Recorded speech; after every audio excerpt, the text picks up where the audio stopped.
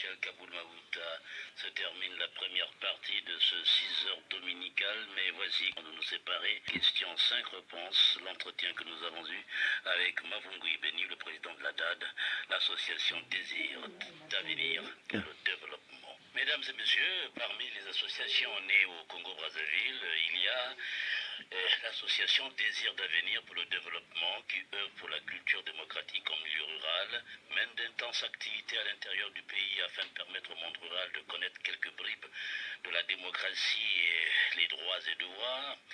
Son président n'est autre que Mavungu Ibeni, ancien journaliste de Télé Congo, qui a animé dernièrement des causeries débats à Kibangou, centre et au village Ngoa 2. Les participants sont sortis de là très satisfaits de la qualité, la pertinence des débats. Voici quelques réactions, à commencer par celle du sous-préfet de Kibangou, Serge Makbundi, et de 2 autres habitants de la localité. Mes impressions sont les meilleures, parce que c'est une très bonne chose pour nous, parce qu'il faut éduquer, il faut informer, alors que le thème qui a été développé, droits de l'homme, démocratie, c'est un très très bon thème, alors ça nous a quand même fait un plus. Ça nous a beaucoup intéressé, d'abord pour une première fois dans l'histoire qu'à Kibangou qu'on puisse organiser une telle réunion sur les droits de l'homme. Vraiment c'était intéressant, très intéressant. Beaucoup de choses qu'on ne savait pas, nous avons fait une école. On a fait une école surtout qui nous a encore donné les documents que nous allons lire à la maison, sérieusement, pourquoi pas vraiment avec beaucoup de soin, ça nous a beaucoup intéressé. C'est pour une première fois. Et de telles descentes, il faudrait que ça se multiplie. Je salue d'abord l'initiative du président national, vraiment, parce que dans notre district de Kibangou, on ne voit même pas des associations. Il y a des associations qui existent, ce n'est que par le nom, mais en tout cas, rien n'est fait. Nous avons justement dans ce studio 303 de la RTE, le président de la DAD, Mavungu Ibeni, qui a bien voulu accepter notre invitation pour ce 6 heures dominical. Monsieur Mavungu Ibeni, bonjour. Bonjour, Bandila Pandilengui. Et alors, première question qui s'impose d'elle-même, la DAD, quand est-ce qu'est-elle née et quels sont ses objectifs? Bien, merci. Je tiens d'abord à vous remercier pour m'avoir invité et surtout féliciter votre radio qui est en train de prendre de l'envol du point de vue de sa crédibilité. Je voulais également corriger quelque chose de ce que vous avez dit, ancien journaliste. Non, je suis encore journaliste à la télévision nationale congolaise et appelé à d'autres fonctions puisque j'ai été ancien rédacteur en chef. Vous n'êtes pas à la retraite, M. Mavungu Ibeni? Pas du tout, pas du tout. C'est vrai, ne voyez pas mes cheveux blancs, mais je suis encore jeune comme tel, je sers encore la République. Répondant à votre question, la DAD, quand est-ce qu'elle est née? Elle est née, sauf si je me trompe, août 2019. Elle est régie par la loi de 1901, la loi du 1er juillet 1901. Vous avez parlé également des objectifs. Elle vise 3 objectifs principaux. Promouvoir la culture démocratique en milieu rural, ce qui est inédit. Peut-être que vous pouvez me demander pourquoi. Promouvoir la culture de paix en milieu juvénile. Et enfin, participer à la vie sociale et économique de notre pays. Voilà les 3 objectifs que l'ADAD est en train de poursuivre. Poursuivre parmi la promotion de la culture démocratique en milieu rural, en quelle langue? En français? Bien, c'est vrai en français, mais on le fait en Kituba puisque nous avons pour... et en langue du village aussi. Bien sûr, nous sommes partis un peu des salles climatisées pour nous retrouver dans les hangars. C'était autour de ces hangars que nous tenons nos rencontres avec les populations pour parler En quelle langue? Je parle de Mounukutuba, je parle de Kituba, tout comme des langues locales. À Kibangou, vous avez parlé Mounukutuba? On parle Kuni, on parle Pounou, on parle Lumbu, on parle Bouissi, et celui qui vous parle maîtrise presque toutes ces langues.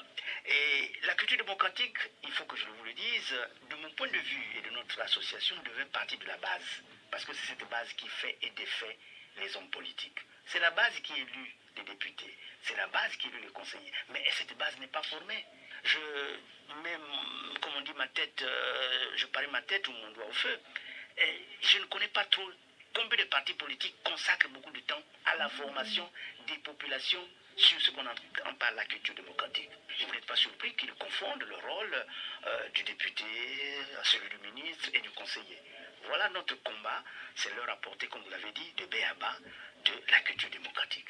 Ce qui fait l'actualité aujourd'hui, c'est le Covid, naturellement, 19, la Covid ou le Covid, vous appelez ça comme vous voulez.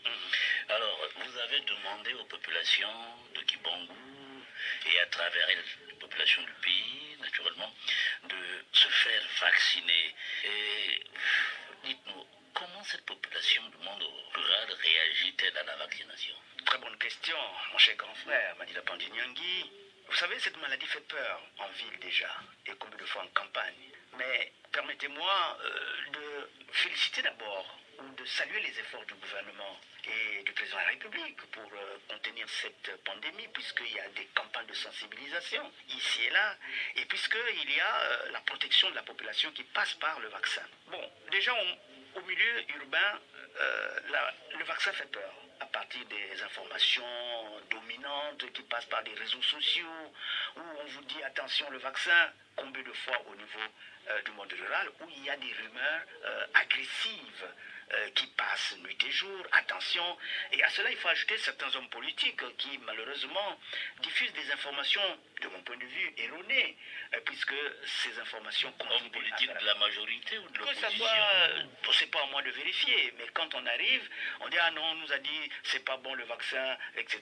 Non. Ce qui veut dire qu'ils vont à l'encontre des informations du gouvernement. Mais je crois savoir que les partis de la majorité ne peuvent pas aller en dehors quand même des informations du gouvernement. Et donc, à partir de toutes ces rumeurs, nous avons fait ce qu'on appelle des stratégies de communication, au point où nous avons balayé presque toutes ces rumeurs pour dire, écoutez, celui qui vous parle d'abord et les membres qui sont autour de moi ont déjà reçu leur dose de vaccin. Et le paysan aime la confiance. Quand vous faites la confiance, et vous voyez, il adhère. Et aujourd'hui, je vous parle, pour ne parler que de Ngouwa 2, et là où j'ai été, les populations demandent effectivement qu'ils soient vaccinés aussi, puisqu'en ville, on parle du vaccin. Et c'est pour vous dire que notre message est bien passé, et le message a été vraiment reçu 5 sur 5. Voilà ce que je peux vous dire. Alors, votre association, M. Mavungi Beni, caresse des ambitions pour se présenter aux prochaines élections locales et législatives? Bon, cette question, est-ce qu'elle mérite une réponse? J'ai dit oui, pour le respect de votre radio et pour le respect d'ailleurs de mon aîné que vous êtes. Mais au fond, le sujet, de mon point de vue, n'est pas d'actualité. Ce qui est vrai, nous caressons le rêve de cotiser les boîtes de craie pour apporter dans une école qui manque. Nous caressons le rêve de trouver un peu d'argent pour ces jeunes qui doivent jouer au ballon. Et que le moment venu, si vous pensez qu'on peut répondre à la question, on le fera. Mais ce qui est vrai, un citoyen, tout citoyen, quand vous lisez la Constitution, quand vous lisez la Déclaration universelle des droits de l'homme, est appelé à contribuer tant soit peu à la gestion des affaires publiques. Ce qui veut dire que celui qui vous parle est libre, il a tous ses droits civils et politiques, mon casier judiciaire, il est vierge, et le moment venu, si vous pensez qu'on peut me reposer cette question, on ne manquera pas de vous répondre clairement. Merci bien, M. Mavou Ibeni, pour avoir accepté notre invitation ici à la RTE. Et le moins qu'on puisse vous dire, c'est de vous souhaiter bon vent. Merci beaucoup, bon vent également à votre radio qui est en train de faire la fierté, je peux parler de l'Afrique, puisque vous avez des correspondants par-ci par-là, et continuez sur cette lancée, respectez la règle de 2 tiers, c'est-à-dire le pour et le contre. Merci beaucoup. Voilà, les fleurs, vous les jetterez à Adrien Ouahidori qui a eu l'idée de lancer cette radio. Merci beaucoup. Exceptionnel. Merci beaucoup. Voilà qui met fin à ce 6 heures dominical présenté par Madila Pandinyangui grâce à la complicité technique de Christian Boyamba et Michel Kiloa. La réalisation était de Alice Ivy. Merci de l'avoir suivi.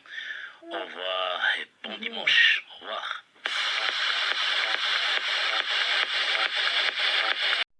Michel Kaboul Mavouta se termine la première